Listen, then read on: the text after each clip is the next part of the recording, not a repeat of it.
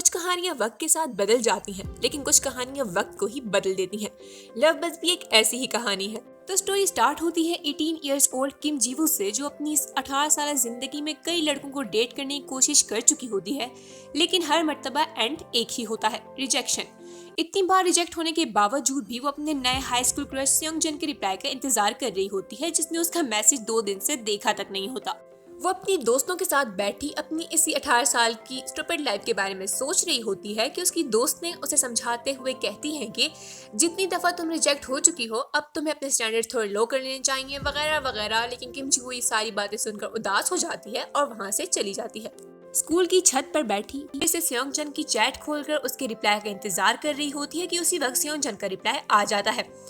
किम जी वो उसका रिप्लाई देखकर खुशी से पागल होने ही वाली होती है कि उसे लगता है जैसे कोई उसे बुला रहा है। वो जब पीछे मुड़कर देखती है तो उसके सामने एक 28 साल का लड़का खड़ा होता है, जो उसे देखते ही कहता है, हाय मॉम। किम जी वो उसकी बात सुनकर हैरान हो जाती है और उससे पूछती है कि तुम कौन हो। तो वो लड़का उसे बताता है कि वो उसका फ्यूचर सन है और फ्यूचर से उससे मिलने आया है। उसकी ये अजीब सी कहानी सुनकर किम जी वो का भी वही रिएक्शन होता है जो किसी भी नॉर्मल इंसान का होगा, यानी कि वो उसे कोई सरफिरा समझती है। इसी सब के दौरान उसकी दोस्त उसे मनाने आ जाती है और किम जी वो वहाँ से जाने लगती है कि वो लड़का उसे बताता है कि आज स्नो होने वाली है और ये बात कोई भी न्यूज़ चैनल नहीं बता सकता। किम जी वो उसकी बात सुनकर वहां से चली जाती है, क्योंकि उसे यकीन होता है कि बाहर के मौसम में इतने सनी डे पर स्नो तो हो ही नहीं सकती। लेकिन गेस व्हाट, जब किम जी वो अपनी दोस्तों के साथ घर जा रही होती है तो स्नोफॉल स्टार्ट हो जाती है। किम जी वो ये देखकर काफी हैरान हो जाती है और दोबारा उस लड़के से मिलने छत पर जाती है और वो उससे कहती है कि अगर वो वाकई फ्यूचर से आया है तो उसे ये बात प्रूव करनी होगी। तो उसका सो कॉल्ड फ्यूचर सन उसे जवाब देता है कि मैं जानता हूँ कि तुम सेयोंगजन को पटाना चाहती हो, तो मैं इसमें तुम्हारी हेल्प करूंगा। किम जी वो उससे पूछती है कि आखिर तुम सेयोंगजन को कैसे जानते हो, तो वो उसे बताता है कि फ्यूचर में सेयोंगजन ही उसका फादर है। किम जी वो से ये सारी कहानी हजम तो नहीं होती, लेकिन चूंकि पार्क वो जिन उसकी हेल्प कर रहा होता है तो वो सोचती है कि यार एक बार यकीन करने में क्या जाता है। पार्क वो जिन सेयोंगजन को अप्रोच करने में उसकी हेल्प करता है, जैसे कि वो उसे प्लेग्राउंड के बाहर ऐसी जगह पर खड़े होने को कहता है जहां से फुटबॉल सीधी आकर उसे लगती है, और इस तरह अगले दिन सेयोंगजन उसे सॉरी करता है। फिर वो किम जी वो को लाइब्रेरी में सेयोंगजन के साथ वाली सीट पर बैठने को कहता है और इस तरह इन 2-3 इनकाउंटर्स के बाद सेयोंगजन फाइनली किम जी वो से पूछता है कि क्या वो उसके साथ बाहर चलेगी, और किम जी वो तो कब से सुनने के लिए मरी जा रही होती है, तो ना का तो सवाल ही पैदा नहीं होता।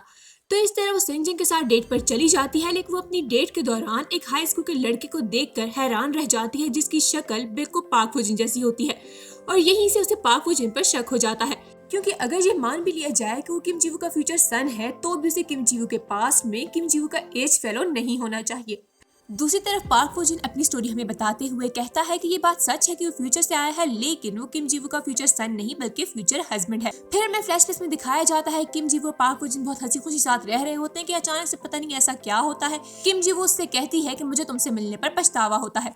और क्योंकि पार्क वो जिन उसे बहुत पसंद करता है और उसके लिए उसे छोड़ देना काफी मुश्किल होता है, तो वो पास में आकर उन मोमेंट्स को होने से रोक देता है जिनमें वो और किम जी वो मिले होते हैं, और उन तमाम मोमेंट्स में वो उसे सेयोंगजन से मिलवा देता है। अब क्योंकि किम जी वो भी उस पर यकीन कर लेती है, तो उसका काम अब खत्म हो जाता है और अब उसे वापस जाना होता है। लेकिन जब किम जी वो 18 इयर्स ओल्ड पार्क वो जिन को देखकर उससे पूछती है कि क्या तुम सच कह रहे हो, क्या तुम वाकई मेरे सन हो, और अगर हो तो प्रूव करो, लेकिन पार्क वो जिन उसके सवालों के जवाब में कहता है कि वो उसकी हेल्प करके पहले ही ये बात प्रूव कर चुका है, और अब चूंकि उसने सेयोंगजन को अप्रोच करने में उसकी हेल्प भी कर दी है, तो अब उसे वापस जाना होगा।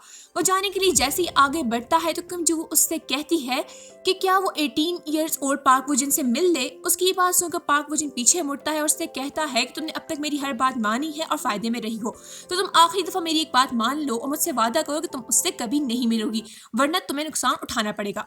खैर किम जी वो उससे वादा कर लेती है और जाने से पहले वो पार्क वो जिन को थैंक्स के तौर पर एक कीचेन गिफ्ट करती है, और ये वो कीचेन होती है जो उसने सेयोंगजन को देनी होती है। पार्क वो जिन फ्यूचर में वापस चला जाता है, जहाँ से किम जी वो और उससे रिलेटेड हर चीज गायब हो जाती है।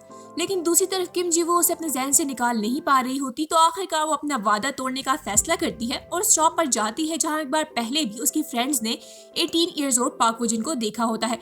वो वहाँ उसे मिल जाता है और किम जी वो उससे मिलकर कहती है, 안녕. 꿈을 꾸던 그곳에 반짝이던 별 하나가 떠 있었지. 아무도 तो मोरल ऑफ द स्टोरी की कुछ चीजें होनी ही होती हैं, चाहे इंसान उन्हें जितना भी रोकने की कोशिश क्यों न कर ले। आई होप आज की वीडियो आपने एंजॉय की होगी। Thanks for watching viewers.